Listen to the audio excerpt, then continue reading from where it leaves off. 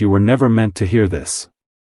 In 1863, a sealed ledger was discovered beneath the floorboards of an abandoned brothel in Spitalfields. The ink had faded, but one line remained legible: "They buy the girls younger each season." The police burned it. No record. No inquiry. Just ash. That's how the real history of London was maintained, not in books, but in silence. You've been told stories about empire, elegance, and the great industrial age, but you were lied to. Behind the smoke of progress and the polished boots of the Victorian gentleman, there thrived a machine built not by steam, but by flesh. By the selling, breaking, and recycling of human souls. The brothels of the Victorian era weren't just dens of vice, they were institutions of control, used by elites not only for pleasure, but for power. Beneath the cobblestone streets and gas-lit alleyways of Whitechapel, Mayfair, and Soho, a hidden empire operated in plain sight, masked by etiquette, protected by Parliament, and fueled by the economic despair of the poor. While history celebrates the gentlemen's clubs of London, the Savile, the Reform, the Athenaeum, just down the street, those same men drank, laughed, and bought children. This was no mere moral failing. It was a design. Because to dominate a population, you must first dominate the bodies of its most vulnerable. And in Victorian England, that meant women. And often, girls. Some were kidnapped. Some were sold by desperate families. Many were lured with promises of housemaid work, only to awaken in a locked room, in silk they did not own, told to smile for men with knives behind their eyes. There were no choices. Only illusions of them. This wasn't about sin. It was about structure. It was about creating an underclass that was permanent, profitable, and disposable. An empire cannot grow unless it has something to feed on. And the empire fed well. This is not a story for comfort. It is a descent, a peeling back of the white gloves to reveal the blood beneath the fingernails. Every fact you're about to hear has been suppressed, sanitized, or shadowed by time. But not anymore. Now, you will know what they never wanted you to see. And once you do, you won't come back the same. You think Victorian brothels were all the same? Dirty back rooms, red lanterns, and street girls begging for pennies? That's what they want you to believe, because the real story is darker. More organized. Systemic. Behind the filth-stained curtains were levels, layers of depravity so well coordinated they mirrored the class system itself. There were elite houses, genteel establishments, and then the meat markets. Each rung served a different function, and each served the men who ran the empire. Let me take you to 32 Dean Street, an address that never shows up in tourist guides. In 1872, it was home to what was known as a training house. Not a brothel. Not yet. It was where young girls, some no older than 10, were broken in. Taught how to please. How to obey. How to disassociate. Some never made it past that stage. Those who did were sold to the highest bidder or rotated through the more respectable establishments in Belgravia or Kensington. They called it preparation. But make no mistake, it was ritual abuse. Do you know who funded these places?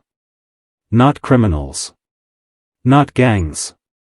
Bankers. Clergymen. Even politicians. Men with names you were taught to respect. Men whose statues still stand. You see, these weren't just brothels. They were blackmail factories. Elite men would be invited in, offered drugs, drink, and girls. Hidden compartments in walls held peepholes. Sketch artists sat behind mirrors, documenting every face, every act. If a man ever stepped out of line politically, if he opposed the wrong bill or challenged the wrong interest, a drawing would appear in his mail. No signature. No words. Just enough to end a career, or a life. This is how silence was maintained. Not through censorship, but through fear. And it worked. This network, this web of vice and violence, wasn't just tolerated by the crown.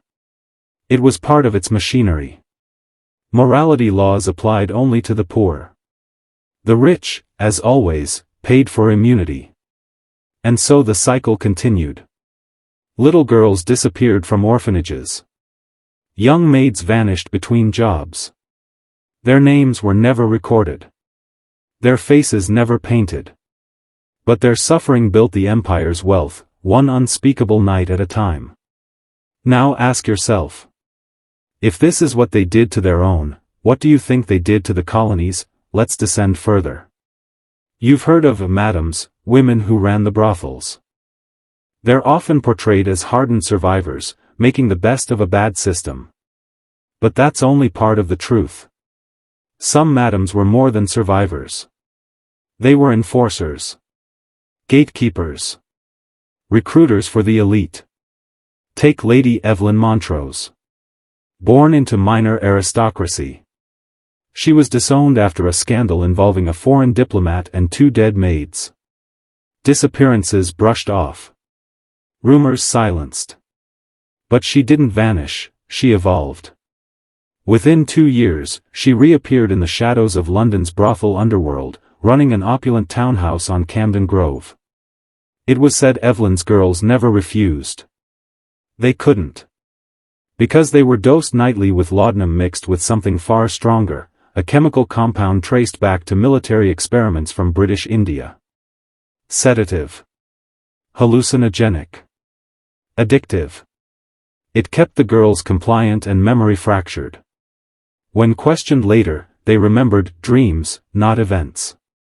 Fantasies, not trauma. Sound familiar? Because this system didn't die with gaslight and cobblestone. It evolved. Just changed costumes.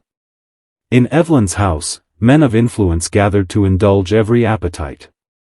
And I mean every appetite. There were no limits, only rules of silence. Any girl who resisted or recovered enough memory to threaten the operation was labeled hysterical. Institutionalized. Forgotten. Some were committed to asylums like Coney Hatch, where experimental treatments conveniently erased memories or lives. There are still medical records, heavily redacted, that show girls listed only as Jane Doe, exhibiting signs of extreme trauma and drug-induced psychosis, filed under moral insanity. Not one perpetrator ever charged. Not one investigation. Because Victorian brothels weren't isolated sins. They were part of an institutional control grid. A place where elite men could indulge, recruit, manipulate, and silence. And many of those girls were later married off. To government men. To military officers. Their pasts wiped clean, their minds broken in carefully measured doses.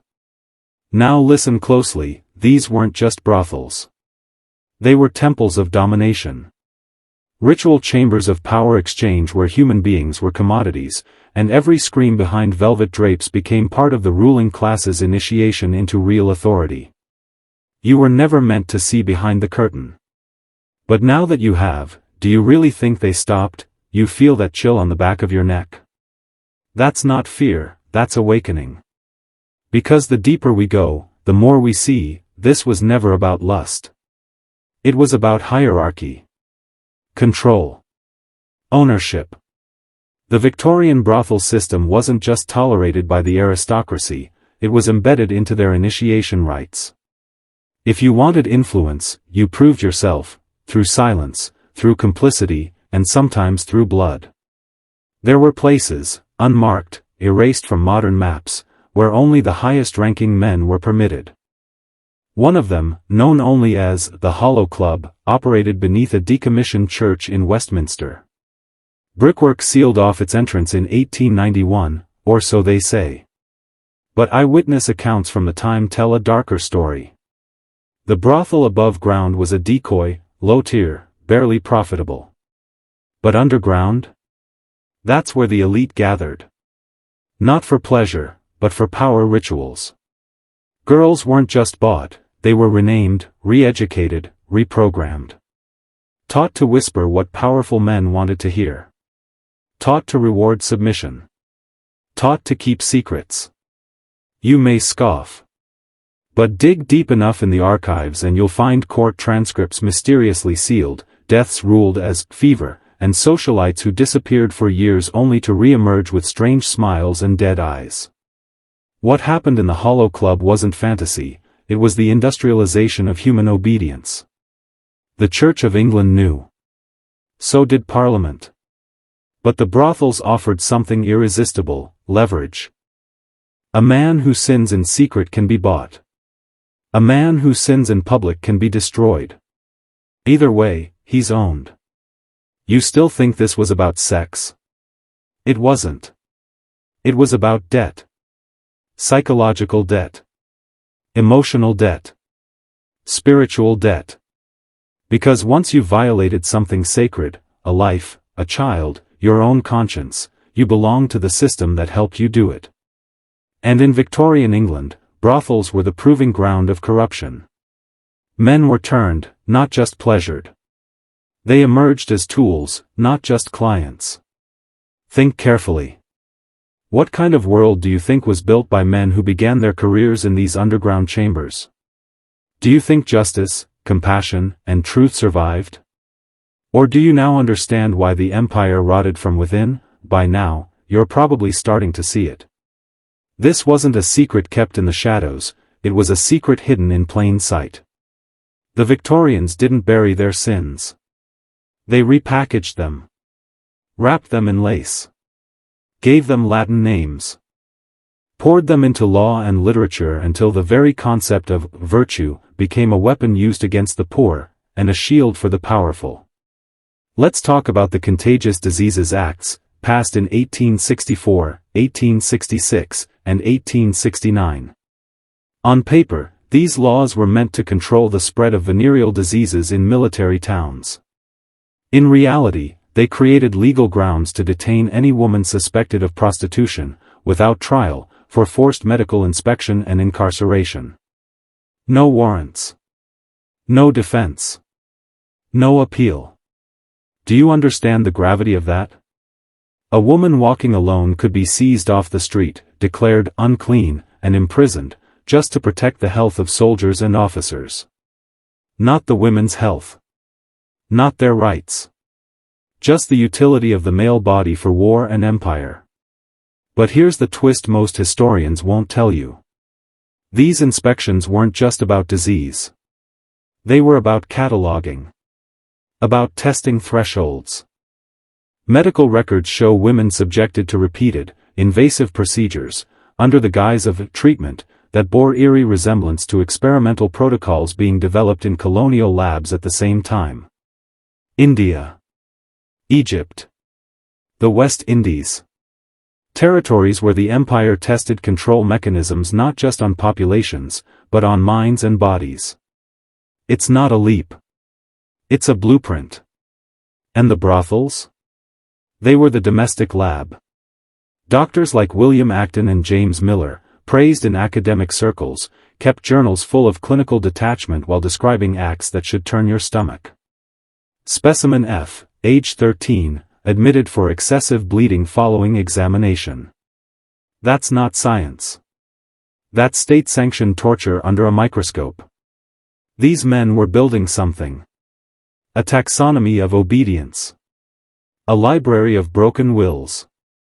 A methodology for turning rebellion into dependence. And they succeeded. Because by 1885, there were entire neighborhoods, entire generations, of women who believed suffering was normal. That pain was the price of survival. That silence was safety. Do you see now? The Victorian brothel was not a backroom. It was a weapon. And the war was against anyone too poor, too female, or too powerless to fight back. Now we enter the part they really don't want you to hear. Because the deeper you look into the Victorian brothel system, the more you realize, it was never just about women. No. Boys were taken too. And that's the part even the reformers dared not speak aloud. Hidden within the respectable veneer of London's charity schools, orphanages, and reform institutions were networks, shadow networks, that funneled children straight into the hands of predators. Institutions like the Foundling Hospital, praised for rescuing the unwanted, had wings of the building that only certain staff could access. Rooms never listed on public blueprints. Rooms with locks on the outside. Whispers from former midwives and nurses, dismissed as madwomen or suicides, tell of children being loaned to patrons. Overnight visits. Adoption trials. Sometimes they came back. Sometimes they didn't. Ask yourself, how do so many children vanish from records without a trace? A 1879 internal report from the Society for the Protection of Young Females, a document never intended for the public, admits that at least 17 girls under the age of 12 were misplaced in a single year. Misplaced. That was their word for it. Like misplacing a handkerchief. Not a life. But here's what connects the dots, the same names show up over and over. Donors to the orphanages, and owners of the most luxurious brothels. Parliamentarians who championed morality laws by day, then frequented special houses in Knightsbridge by night, houses where the curtains were always closed, and the clientele left no names. What was really happening in these houses wasn't just exploitation. It was a ritual. A binding. Because to participate in certain circles of power, you had to get your hands dirty. It wasn't enough to be rich. You had to be compromised. Controlled.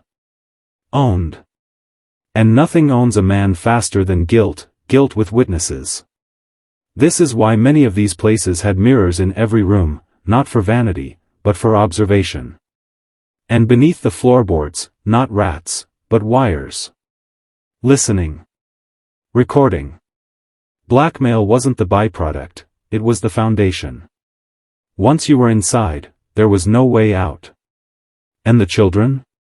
They were the cost of admission. They called them fallen women. But the truth is, most of them were pushed.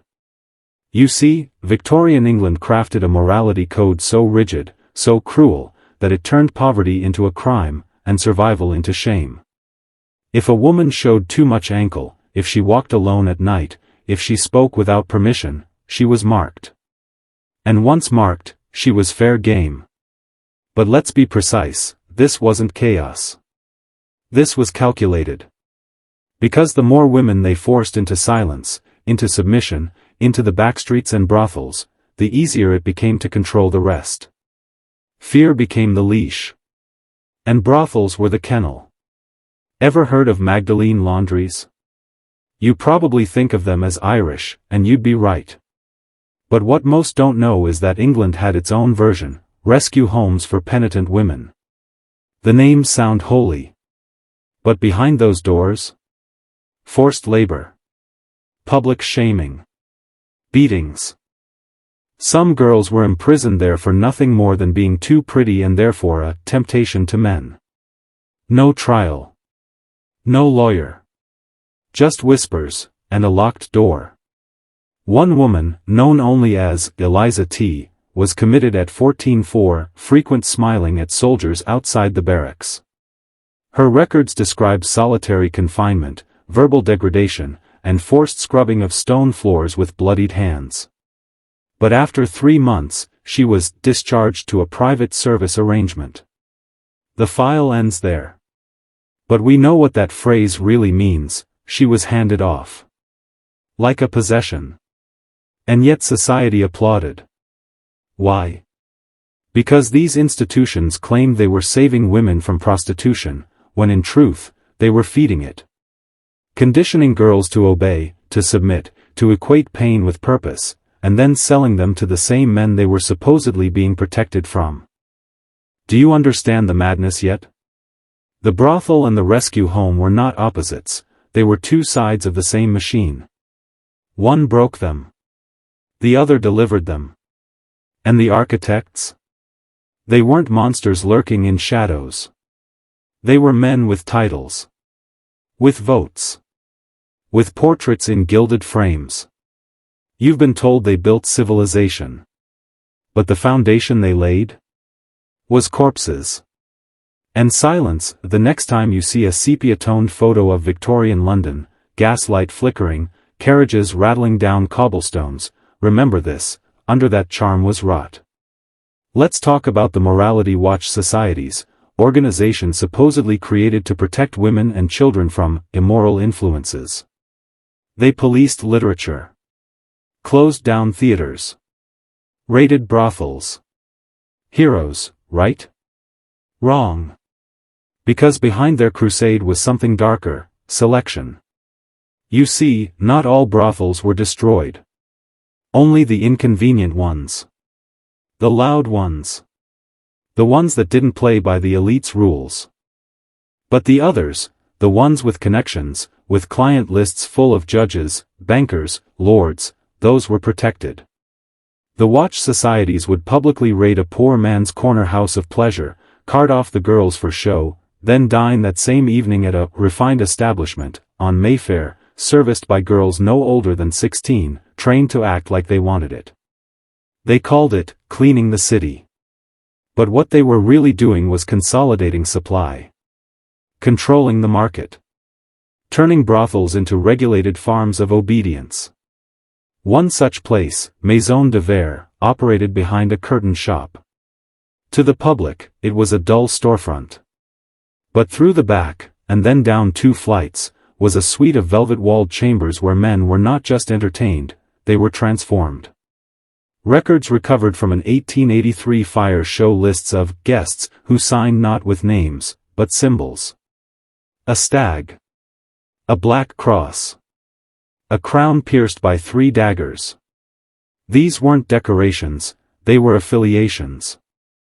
Brotherhoods. Secret orders. And each visit wasn't a transaction, it was an initiation. You see, the Victorian elite didn't just indulge in darkness, they ritualized it. Every brothel room was an altar. Every act, a sacrifice. Every girl, a test. And if you passed, you gained access. Not just to bodies, but to power. Influence. Protection. So while the public saw reformers and gentlemen, the truth was this. Many of London's moral guardians were double agents, feeding the very appetites they condemned. That's how a system survives. By wearing the mask of righteousness, while feasting on the innocent, now we peel back the last layer of illusion. Because while the world remembers Victorian England for steam engines, etiquette, and empire, few dare confront the truth, the brothel was not beneath society. It was society. And the proof? It's not in what was said, it's in what was funded. Take a closer look at the financial records of prominent London institutions during the 1870s and 1880s. Charities. Hospitals. Even universities. You'll notice anonymous donations, always rounded to neat, suspicious sums. £1,000 here. £5,000 there. Every time, followed by silence. But trace those deposits, and you'll find a pattern. The money flowed from shell companies, which were linked to private gentlemen's clubs, which were in turn tied to known brothel owners. This wasn't laundering. It was payment. Payment for silence. For partnerships. For a place in the empire's unspoken economy, where sex, shame, and sacrifice were commodities more valuable than gold. One particular file, buried deep in the archives of the Bank of England, shows an investment fund called the Chelsea Endowment. On paper, it supported women's moral education. In reality, it financed 3 brothels, all located near government offices. 3 locations. 3 corridors of power. 3 places where men in suits could sin at noon and sign legislation by evening. But that's not the most chilling part. The Chelsea Endowment also funded experimental photography. And in a time when cameras were rare, guess what they captured? Not portraits. Not landscapes. Evidence. Images. Proof. Girls posed in ritual garments. Some bound. Some drugged. Some smiling like they'd been trained to smile. Not for love. Not for art. But for leverage. These photographs didn't stay in the brothels. They traveled. Locked in cases. Sent to blackmail archives across Europe. That's how secrets were kept. Not with trust, but with threat. You begin to understand now, the Victorian brothel was an ecosystem. Feeding media. Feeding politics. Feeding fear. It taught obedience. It harvested shame. And it ensured that those who rose to power owed their rise not to merit, not to morality, but to silence. Because the moment they spoke, the photographs would speak louder. You've made it this far.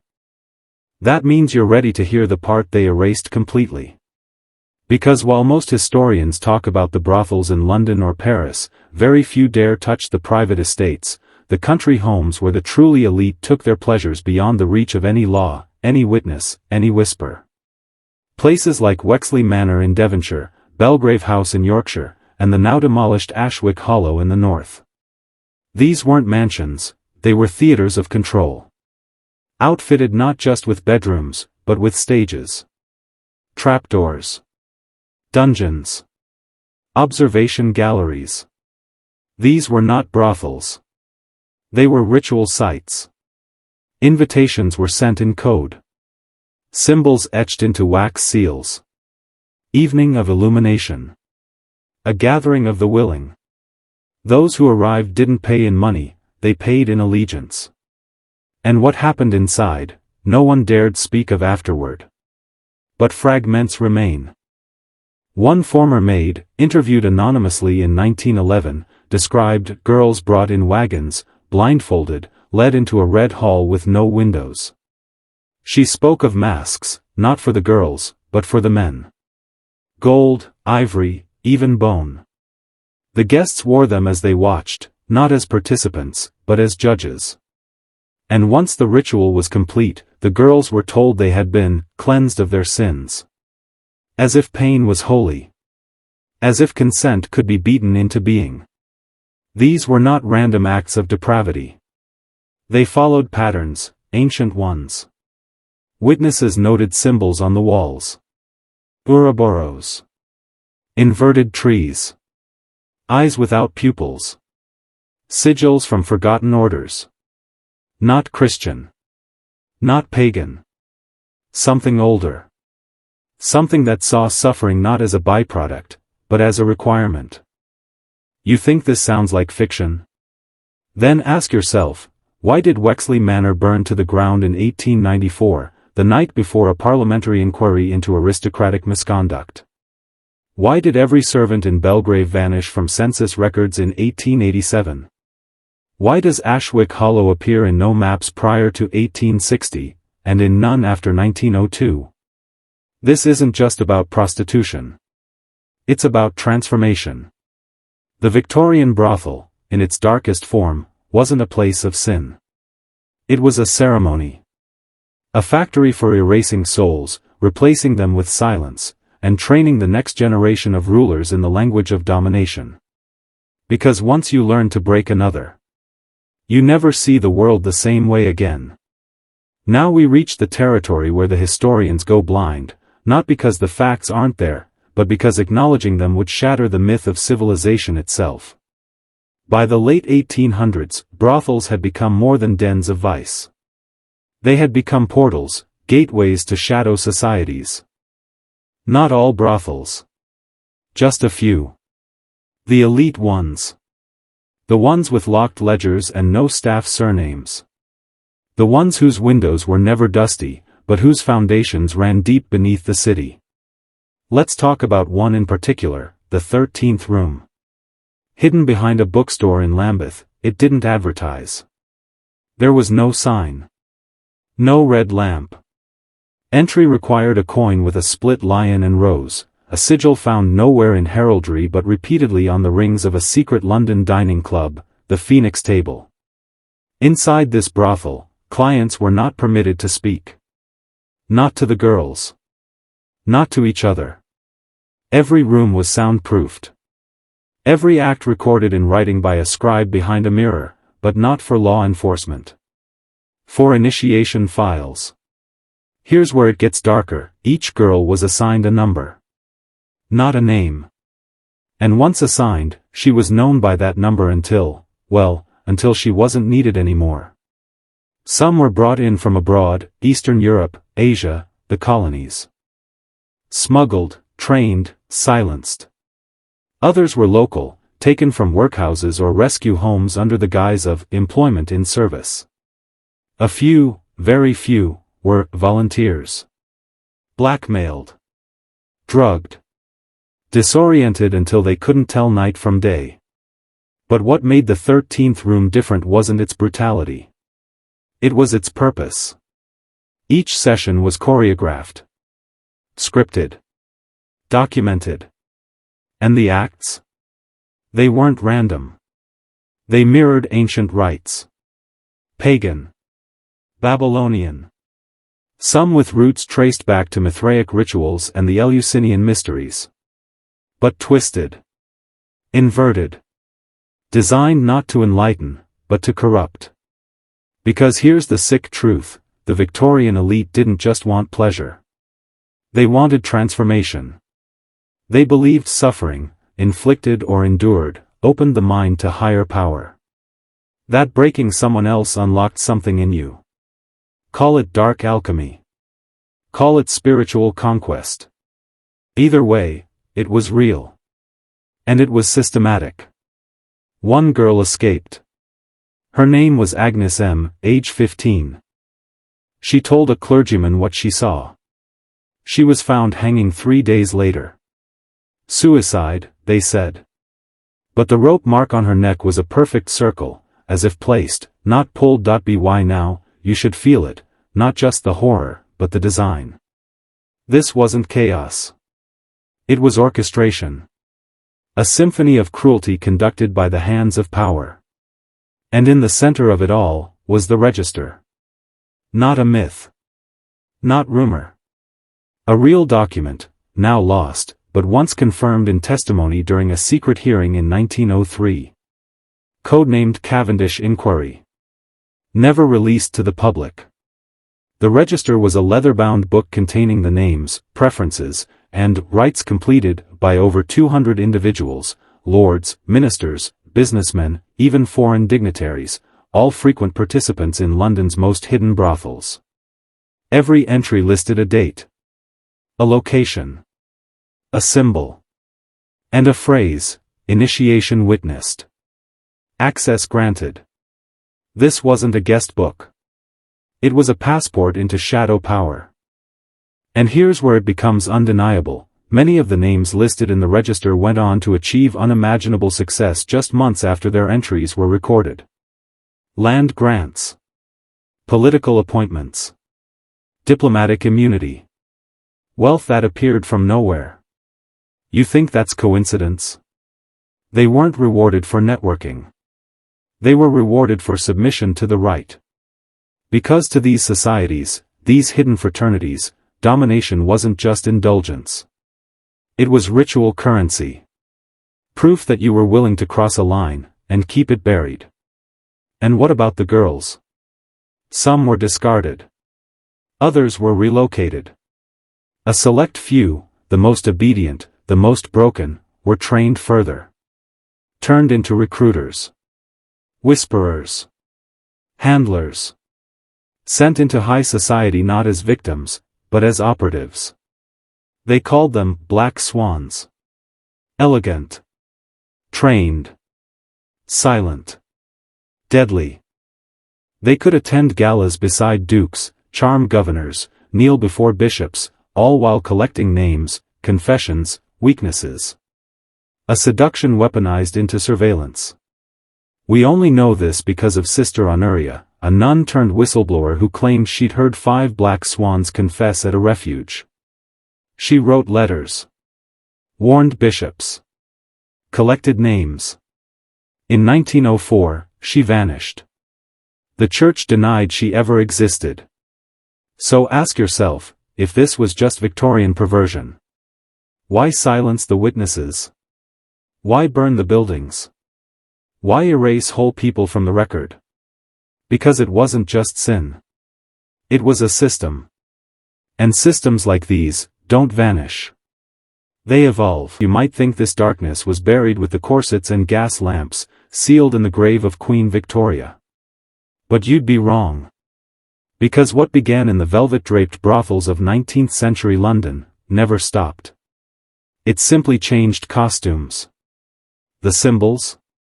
Modernized. The rituals? Privatized. The silence? Digitized.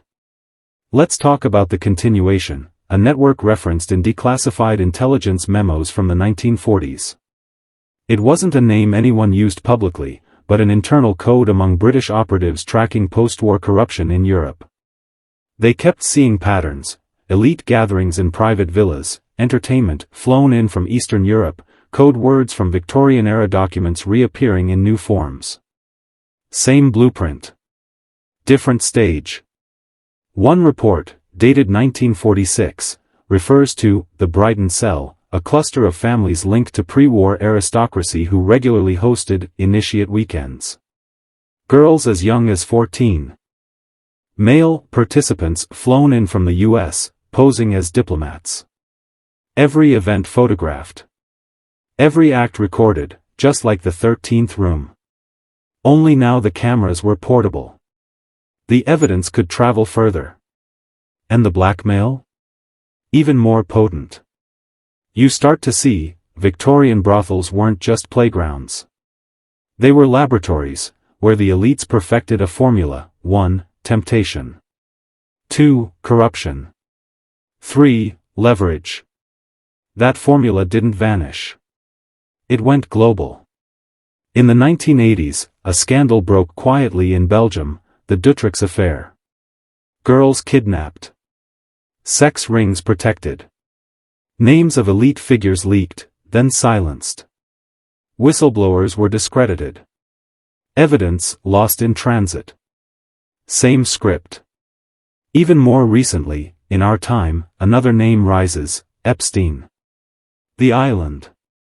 The flight logs. The coded temples. The photos. The silence. Sound familiar? Because it is familiar. It's the same playbook, rewritten for a digital empire. The modern elite don't visit brothels with velvet walls, they build entire systems that operate in plain sight: modeling agencies, wellness retreats, executive mentoring programs. And still, the same 3 steps: tempt, corrupt, capture. The girls may wear designer heels now. The clients may pay in crypto. But the game? Identical. And here's the most disturbing part: some of the very names that appeared in the Register of 1889? Their descendants sit in Parliament today. On corporate boards. In think tanks. On screens, shaping culture. Their inheritance wasn't just wealth. It was access to a hidden machine, one oiled by obedience, fed by bodies, protected by silence. And if you think that machine is history, just remember. It learned to hide during the Victorian era. Now it knows how to survive. What if I told you the Victorian brothel wasn't just a place of flesh? It was a classroom? Not for the girls. For the men. A place where future rulers, politicians, financiers, were trained to suppress empathy, override guilt, and harness control like a weapon. Not just over women, but over entire populations. Because once you learn to dominate in secret, you learn how to manipulate in public. Here's the disturbing truth: the psychology of Victorian brothels was exported, not just through generations, but through systems. Let's break it down. 1. The gaze. In elite brothels, girls were displayed, not unlike merchandise, forced to hold still, smile, and absorb the client's scrutiny. This wasn't just for arousal. It was training men to objectify without remorse, to turn people into props. Fast forward, look at modern advertising. Social media. Pornography. What do you see? The perfected gaze. A culture where people market themselves, where image trumps soul, where validation depends on how consumable you appear. This isn't accidental. It's engineered conditioning. 2. The ritual of silence. In these brothels, clients signed in under fake names. No one spoke of what occurred. Secrets were the glue. This same pattern governs today's elite scandals, non-disclosure agreements. Threats disguised as security. Victims shamed into silence. It's not just personal, it's institutionalized shame. 3. Dissociation as power. The most desired clients were those who could inflict pain calmly. Without rage. Without hesitation. Why? Because they were being tested, evaluated for higher roles. In today's terms, that's how sociopaths rise through corporate and political ladders. They've been bred, over generations, to separate action from conscience. Now look around, the culture tells men to be unbothered, stoic, dominant. But beneath that? A blueprint passed down from Victorian initiations, training them to detach as a form of control. Ask yourself, why are we so obsessed with control today? With owning others in debates, relationships, even in bed? Where did that language come from? It came from rooms lined with velvet and mirrors. Rooms where young men were taught that power is pleasure, and pleasure is dominance. And here's the psychological twist. Once you're conditioned to equate intimacy with conquest, you're never capable of true love again. Only possession. Let's stop looking through the eyes of the elite, and step into the soul of the forgotten.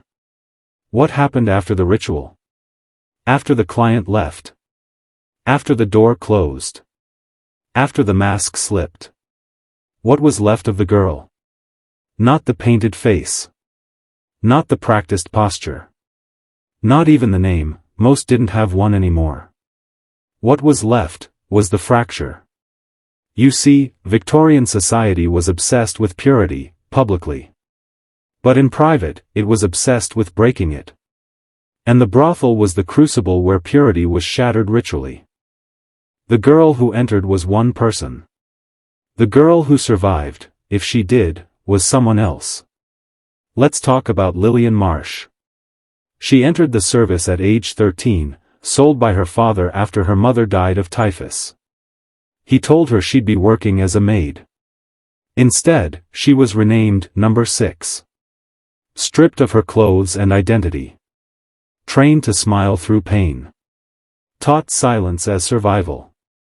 She was made to serve in the Chimera Club, a private establishment in Whitechapel where each room was designed to resemble a scene from mythology. One client always chose the Persephone room. He made her kneel by a hearth while he read Latin hymns, then struck her for blinking. By 14, Lillian no longer cried. She no longer dreamed. She stared into mirrors as if they were windows into someone else's life. By 15, she began cutting into her own skin, not to die, but to feel something real. That's what these rituals did. Not just to bodies, but to minds. Girls who survived long enough began to dissociate permanently. Psychologists today call it fragmented identity disorder. Back then? They called it female hysteria. And locked them in asylums. Many of the insane women committed to Bethlehem Hospital were former brothel girls, victims, not mad women. But no one asked for their stories. No one recorded their truths. Because their pain was evidence. And evidence had to be destroyed. Some girls disappeared. Others were repurposed, as spies, as bait, or worse, as teachers for the next generation. And the irony?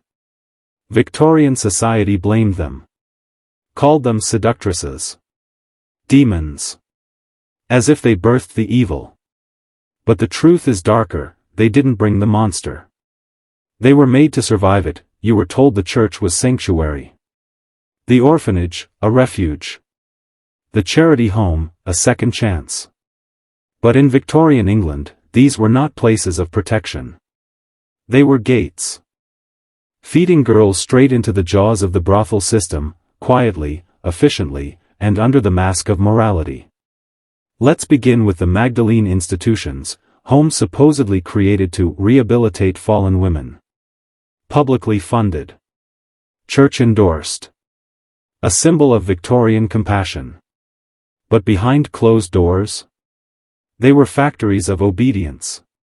Young girls, some as young as 9, were rescued from poverty, only to be locked in facilities where they were beaten, starved, and forced to scrub floors for 14 hours a day. All in the name of penance. Their hair was shaved. Their names replaced with numbers. No mirrors. No letters. No visitors. You weren't saved. You were erased. And when you broke? When your spirit was finally gone? That's when the visits began. Private donors, men of means and piety, allowed supervised interviews with the girls. Under the guise of charity, they selected their favorites. Not for employment. For extraction. The term used in coded ledgers? External moral relocation. Translation, sold into elite brothels under church protection. This wasn't just corruption. It was a pipeline.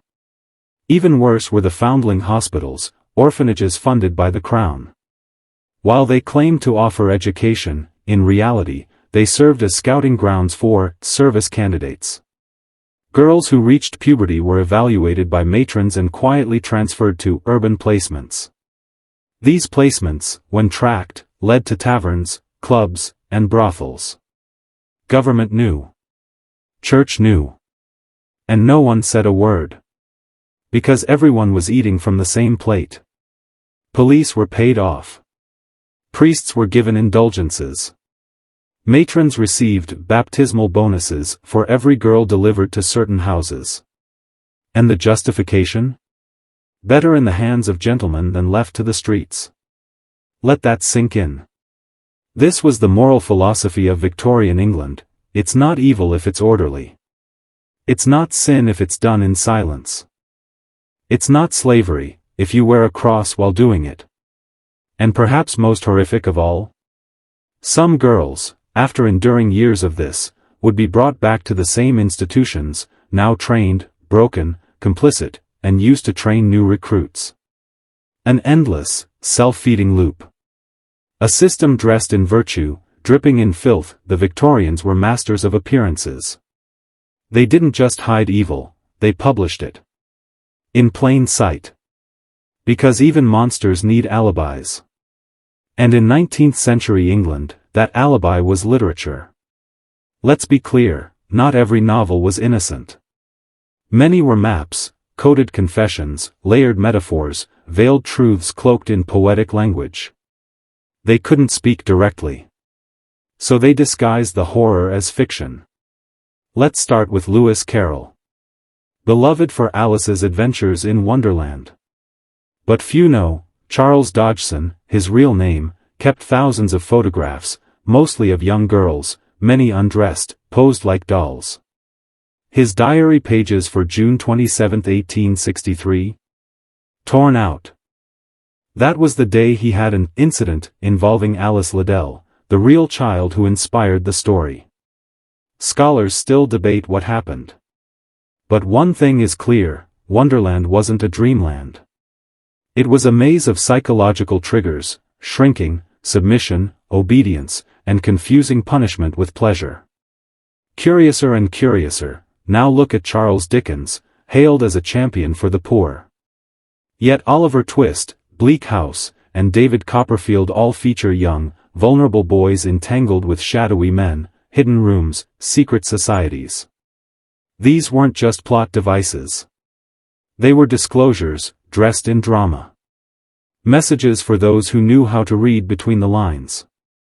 Ever wonder why so many Victorian novels obsess over orphans? Secret corridors? Gentlemen with dual identities? Women locked in attics? It's because the authors lived among secrets. And some, participated in them. Even Bram Stoker's Dracula isn't what it seems. Yes, it's about blood. But the real terror isn't the vampire. It's the aristocrat who seduces, violates, and then disappears, leaving women changed forever. Sound familiar? Stoker worked as the manager for the Lyceum Theatre, which, according to uncovered ledgers, secretly funneled actresses to elite clients. Many were never seen again. What the novels called madness or consumption was often trauma. But the beauty of fiction? It silences the victim while letting the perpetrator feel brilliant. Because when evil writes the story, it paints itself as the misunderstood genius. And if someone objects, they say, it's just a book. But you and I know better now. The brothels never needed to hide behind walls. They hid behind bestsellers. Victorian brothels may have vanished from the streets. But not from the screen. The same coded horrors, the seduction, the domination, the fragmentation of the self, they didn't die. They evolved. They migrated into the bloodstream of global media. And now? They're in your pocket. Your feed. Your subconscious. Let's start with a disturbing truth. Hollywood was built on the brothel blueprint. In the 1920s, the casting couch wasn't a scandal, it was an institution. Actresses were selected not by talent but by submissiveness. Studios like MGM, Paramount, and Warner Brothers had underground networks, mirroring Victorian elite houses, where women were groomed to be stars, and entertained private financiers. Sound familiar? It was the Chimera Club with a camera crew. Fast forward, why are so many films obsessed with the broken woman? The seductress with a tragic past? The girl who gains power only after being violated? Because the media doesn't just reflect trauma. It romanticizes it. Look closer. In Black Swan, Nina achieves perfection only after she loses her mind. In 50 Shades of Grey, control is mistaken for love, abuse, packaged as fantasy. In Euphoria, trauma becomes aesthetic, beautiful lighting, perfect makeup, as girls spiral into drugs and degradation. What is that? It's the echo of the brothel ritual, disguised as art. Even in music videos, the patterns are exact: girl as performer, audience as predator, violence laced with seduction, empowerment only through exposure. The mirrors, the cages, the masked parties. They're not stylistic choices. They're recitations of old scripts. And who consumes this most? Teenagers. That's not coincidence. It's design. Just like Victorian elites targeted 13-year-old girls for training, modern media targets 13-year-old minds, softening them with dopamine, fantasy, and identity confusion. Ask yourself, why is the baddie trend, girls dressing hypersexual, dead-eyed, indifferent, celebrated as power? Because it's the final twist. They've made submission look like strength. They've made trauma look like style. They've made the brothel aesthetic a brand. And all the while, the real elite, those who funded this machine, still consume. Still own. Still hide behind the word entertainment. They told you psychology was about healing. Understanding the mind. Freeing yourself. But what if I told you? Modern psychology was born in the shadows of the brothel? Not to heal women, but to control them. Let's peel back the mask. The father of psychoanalysis, Sigmund Freud, built his theories not in sterile labs, but while treating the hysterical women of Vienna, many of whom had histories of sexual trauma, abuse, and exploitation. Women from brothels. From asylums. Women no one else listened to. And what did Freud conclude? That their suffering wasn't from abuse, but from repressed desire. He erased trauma. Blamed the victim. Called their memories fantasies. In fact, His original notes confirmed that multiple patients described being assaulted by fathers, uncles, priests. But when elite pressure mounted, Freud flipped. He called their stories wish fulfillment. That decision changed everything. He didn't cure broken minds, he rewired reality to protect the elite. And that became the foundation of Western psychology. Now enter Dr. Jean-Martin Charcot, the man who studied hysteria by hypnotizing women in front of large male audiences, forcing them to convulse, cry, and mimic pleasure or pain for research. Where did he get his subjects? From asylums, brothels, and charity homes. Sound familiar? He didn't treat them. He displayed them. Like dolls. Like property. Like entertainment. This wasn't science. This was a continuation of the Victorian brothel system, just with a white coat and a chalkboard. Even today. Why do you think so many psychological terms for women are rooted in disorder, lack, or emotional excess? Because the foundation was never neutral. It was always masculine observation of female pain. Fast forward to modern day, personality tests. Built on behavioral compliance models. Therapy models. Rooted in normalizing trauma rather than confronting its source. Even psychiatric drugs. The first tranquilizers were tested on institutionalized women. Guess who those women were? Former brothel girls. They didn't heal them. They silenced them. So here's the real question. If the origin of psychology was based on silencing victims, how much of your own mind, your patterns, your thoughts, your triggers, was actually given to you? How much of what you think is healing, is actually conditioning? They told you it was elegance. Style. Expression. But what if fashion was never about beauty? What if it was about obedience? Let's strip away the silk. Victorian brothels weren't just dens of exploitation, they were laboratories of visual control. Girls weren't dressed for comfort. They were constructed. Layer by layer, symbol by symbol. Corsets crushed lungs, distorted ribs, and reshaped the spine, not to slim the waist, but to enforce submission. You couldn't fight. You couldn't run. You could barely breathe. It wasn't clothing. It was a cage. And those shoes? Heels were originally worn by prostitutes, to change posture, to arch the back, to signal availability. It wasn't accidental. It was coded body language for clients. Even gloves, chokers, and lace were signals, each detail a whisper between predator and product.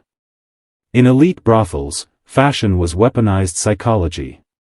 The colors, the fabrics, the exposure, all designed to condition the girl and the viewer. To sexualize pain. To eroticize helplessness.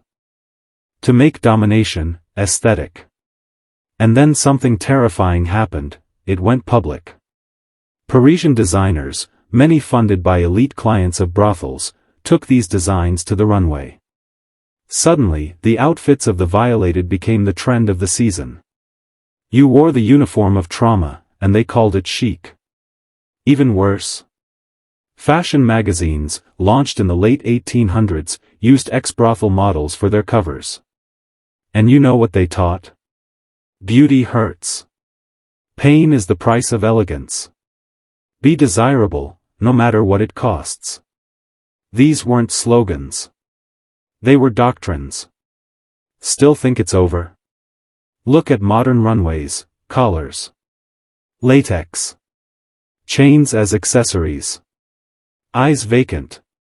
Bodies skeletal. Posture, exposed, off balance, defenseless. That's not art. That's trauma theater. And you're told to aspire to it. Even streetwear isn't safe.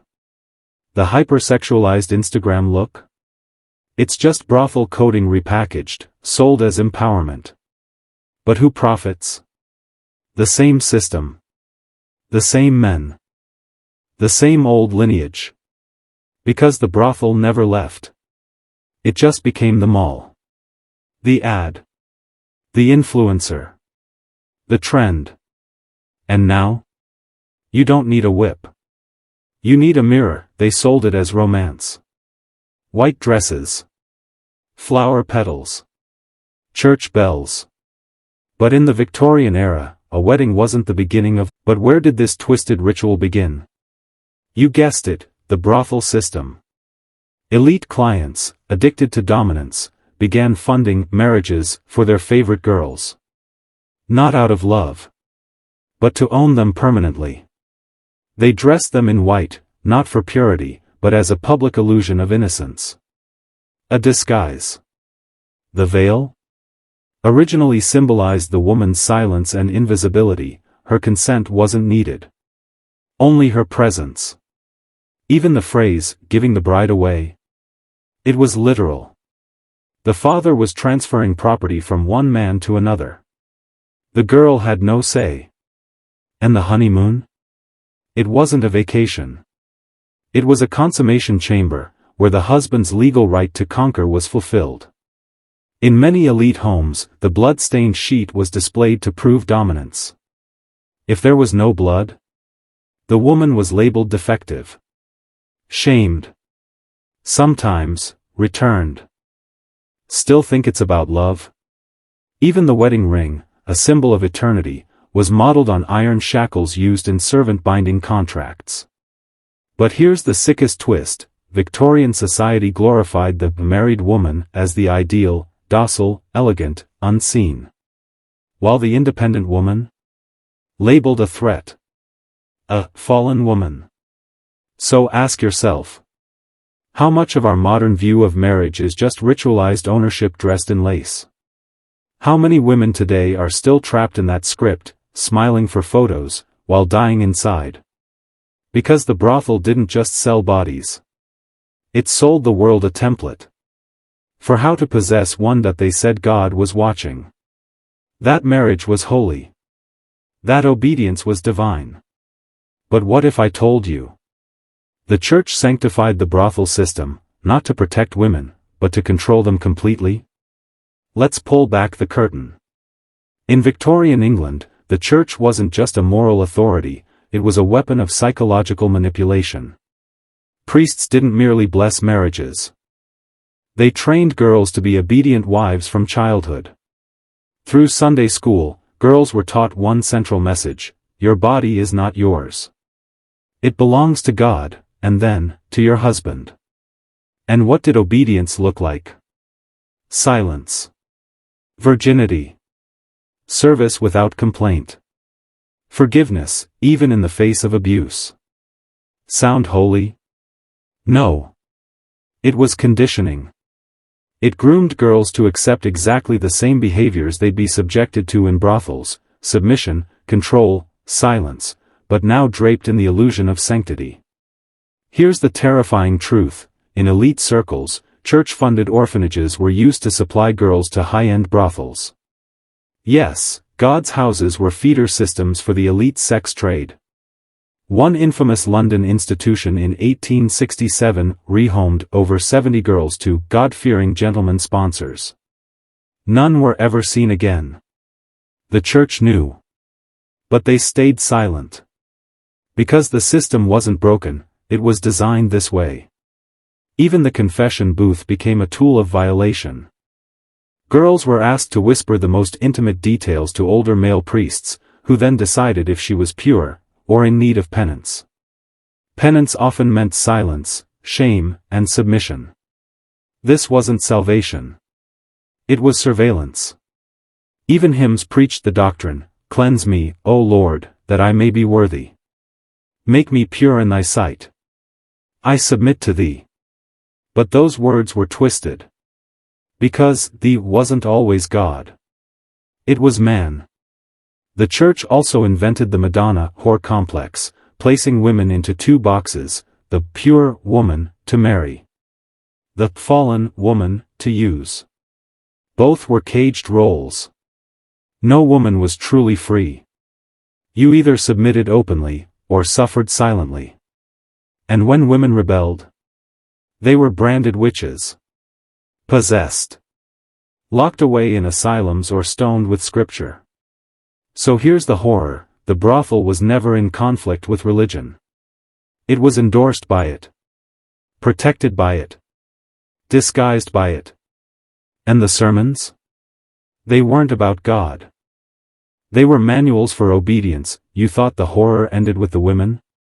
No. Because what was born inside the brothel was never just a child. It was currency. In the Victorian underworld, babies born to brothel girls were not seen as human, they were assets. Let's break it wide open. A brothel girl who became pregnant was not protected. She was punished. Shamed. Often forced to keep working, even while carrying. And when the baby was born, she rarely got to hold it. Elite-run brothels had midwives on payroll, not to care for the child, but to process it. That's the word they used in ledgers: processed. Some infants were handed over to baby farms, secret rural facilities where hundreds of unwanted children were sent to die quietly, starved or drugged. Out of sight. Out of memory. Others were sold. To aristocrats, to industrialists, to foreign collectors. In fact, records from the 1870s show that infant trafficking from London to private homes in France, Belgium, and even parts of North Africa was already fully operational, with coded ledgers, false identities, and forged death certificates. The girls? They were told the child died. Or simply, disappeared. But the darkest layer? Breeding programs. Certain elite brothels believed in refined stock, pairing girls with select clients, not just for pleasure, but for offspring with desired traits. Skin tone. Eye color. Intelligence. Obedience. These children were groomed from birth. Some became servants in aristocratic homes, trained for silence, loyalty, and invisibility. Others were raised in elite boarding schools, never told where they came from, only that they were chosen. A few were brought back into the system. Refined. Controlled. Branded with new names. Never allowed to ask who their mother was. Because if they knew, the illusion would collapse. The elite couldn't risk that. Even the church helped cover the paper trail. Baptismal records were forged, birth certificates altered, sins washed away with holy water and hush money. So let me ask you, when a child is born from exploitation, raised in silence, trained to serve power, what kind of adult do they become? A perfect tool. And that's exactly what the system wanted. Because in the Victorian brothel world, bloodlines weren't sacred. They were engineered.